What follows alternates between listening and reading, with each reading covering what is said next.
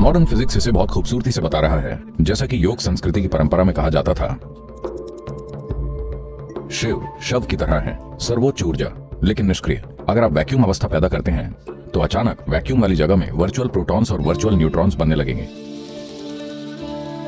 ऐसे लोग जिन्होंने कैलाश में जो है उसे समझने की कोशिश की, वो उसमें ही विलीन हो गए। अगर आप साधन का सही उपयोग करते हैं तो ये आपको स्थिर होने देगा, ये बोध के मूल तक जाएगा।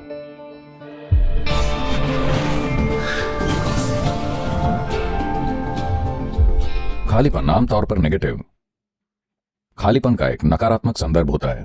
हर कोई भरा हुआ होना चाहता है, कौन खाली रहना चाहता है? लेकिन इस पूर्णता की तलाश में ही लोगों ने खुद को बर्बाद कर लिया है। मुझे बताइए, आपकी जेब भरने में कितना पैसा लगता है? अगर हम $1 खरब देते हैं तो क्या यह भर जाएगी? अगर हम $10 खरब देते हैं तो क्या यह भर जाएगी? नहीं। आप कितना भी डालें, जेब भरी नहीं जा सकती। ऐसी कोई चीज नहीं है। कितना लगता है? आपके मन को भरने में कितना ज्ञान लगता है? अगर आप धरती के सभी पुस्तकालयों को पीसते हैं और इसे अपने सिर में डालते हैं तो भी यह नहीं भरेगा।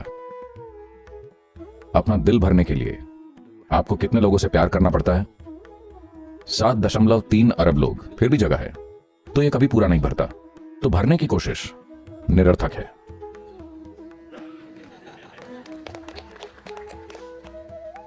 खालीपन हमेशा पूर्ण होता है। कृष्ण ने इसे बहुत खूबसूरती से बताया। जब अर्जुन ने पूछा, आखिर इस सत्य की प्रकृति क्या है? क्योंकि अगर मैं आपसे पूछूं कि क्या ये यही है, आप हां कहेंगे। अगर मैं आपसे पूछता हूं कि क्या ये वो है, आप हां कहेंगे। किसी और पल अगर मैं आपसे पूछता हूं तो क्या ये यही है, तो आप कहते हैं नहीं। अगर मैं पूछूं कि क्या ये वो है, आप कहते हैं नहीं। इस सत्य की प्रकृति क्या है? वो है कहां, कैसा है, किस रूप में है? तो कृष्ण हंसे और उन्होंने कहा, इस अस्तित्व में सत्य की प्रकृति ऐसी है कि जो विषैला दिखता है, अगर आप उसे ग्रहण करें तो वो जीवन का अमृत बन जाएगा। जो अमृत जैसा दिखता है, अगर आप उसे ग्रहण करें तो वो विष बन जाएगा। मुझे बताइए, क्या समूचे मानव जाति ने पूर्ण होने की खोज में अपने जीवन को विषैला नहीं बना दिया है? क्या हमने पूर्ण होने की खोज में पूरी धरती को नोच नहीं दिया है? जब हम कहते हैं शिव, हम उसकी बात कर रहे हैं जो है ही नहीं, यानी कोई डिब्बा नहीं है। यह ऐसा कुछ नहीं है जो किसी तरह के डिब्बे में भरा जाए, ब्रह्मांडीय डिब्बे में भी नहीं। शिव की गोद में ही ब्रह्मांड घटित हो रहा है, क्योंकि ये वो है जो है ही नहीं। जब किसी को इसका बोध होता है या अनुभव होता है, हम उस व्यक्ति को भी शिव कहते हैं। इसी तरह से आदि योगी भी शिव कहलाए, क्योंकि उन्होंने उस आयाम को छुआ और उसके साथ एक हो गए। और इसे जानने का सिर्फ एक तरीका यही है कि आप इसमें विलीन हो जाएं। यह समझने से नहीं होगा, आप इसे समझ नहीं सकते। ऐसी तमाम कहानियां हैं जहां यह हुआ। ऐसे लोग जिन्होंने कैलाश में जो है उसे समझने की कोशिश की, वो उसमें ही विलीन हो गए। 14 साल पहले जब मैं पहली बार कैलाश गया और प्रत्यक्ष देखा, तब से मैं हर साल जा रहा हूं।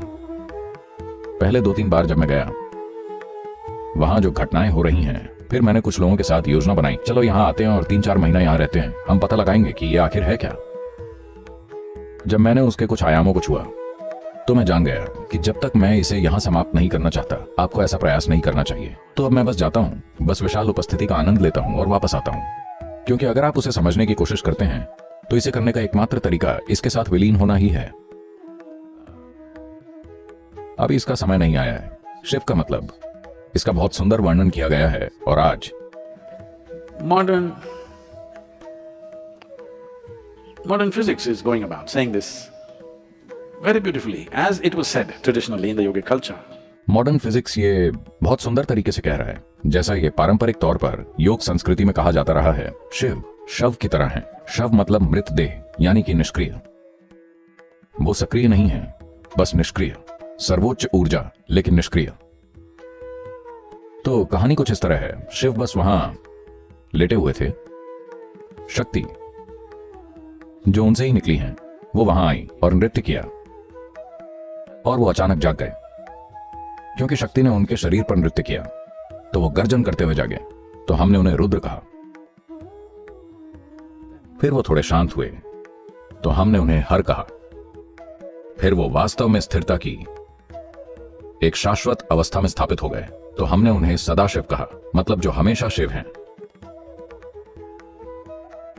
ये तुलना की गई है आज परमाणु वैज्ञानिक, मेरा मतलब वो नहीं, आज परमाणु मतलब लोग सोचते हैं कि ये सब ऊर्जा के बारे में है, उस संदर्भ में नहीं। मूलभूत भौतिकी इस बारे में बात कर रही है। अगर आप वैक्यूम अवस्था बनाते हैं, यानी कि जहां बिल्कुल कुछ भी नहीं है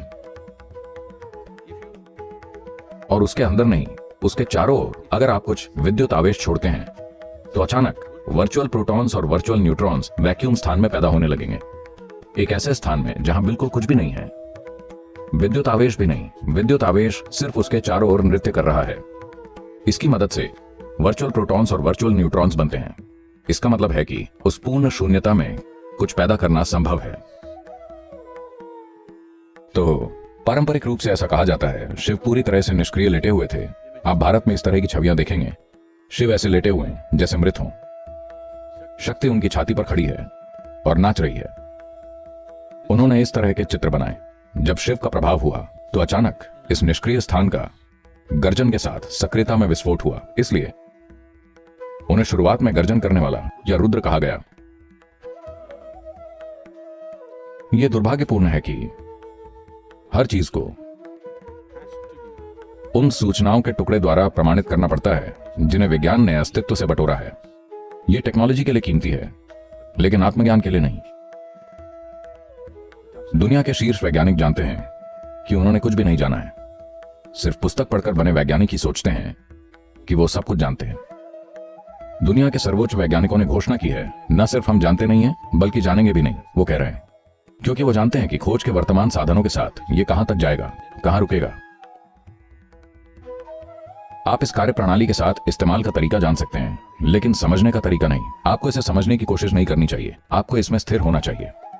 अगर आप इसमें स्थिर हो जाएं, स्थिर हो जाएं, स्थिर हो जाएं, तो ये बोध के मूल तक जाएगा।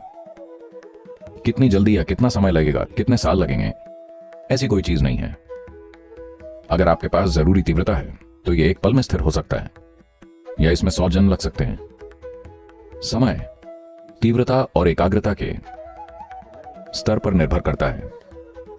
इसमें सारी समस्या यह है कि ज्यादातर लोग, क्योंकि दुर्भाग्य से शिक्षा बुद्धि के बारे में है, यह हमारी बुद्धि के केवल एक आयाम को पोषित कर रही है जिसे हम तर्क कहते हैं। इस वजह से हम सब कुछ तार्किक रूप से समझने की कोशिश कर रहे हैं। यह अपने आप में एक बड़ी रुकावट है जब तक आप अपने स्वयं के तर्क में बंद हैं। जीवन का जादू आपके सामने खुद को उजागर नहीं करेगा। यही कारण है कि प्रक्रिया को इस तरह से तैयार किया गया है। आप बस स्थिर हो जाएं। आप कहीं भी जाने की कोशिश ना करें, इसे बस स्थिर होने दें। जो अंदर से स्थिर हो जाता है वो गलत जगह पर नहीं जा सकता, है ना? अगर आप बाहर जा रहे हैं तो आप गलत जगह पर जा सकते हैं। आप भीतर की ओर मुड़ रहे हैं, आप गलत जगह पर जा ही नहीं सकते। आप जितनी गहराई में उतरते हैं, आप सिर्फ स्रोत तक ही जा सकते हैं, आप कहीं और नहीं जा सकते। बाहर की यात्रा में आप जीवन भर के लिए खो सकते हैं, ये जाने बिना कि आपके साथ क्या हो रहा है। भीतर की यात्रा ऐसी नहीं है।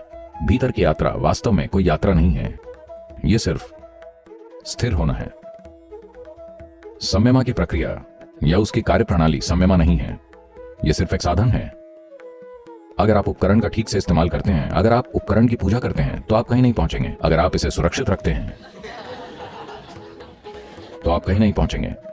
साधन का इस्तेमाल करना होगा। अगर आप साधन का सही इस्तेमाल करते हैं तो यह आपको स्थिर होने देगा।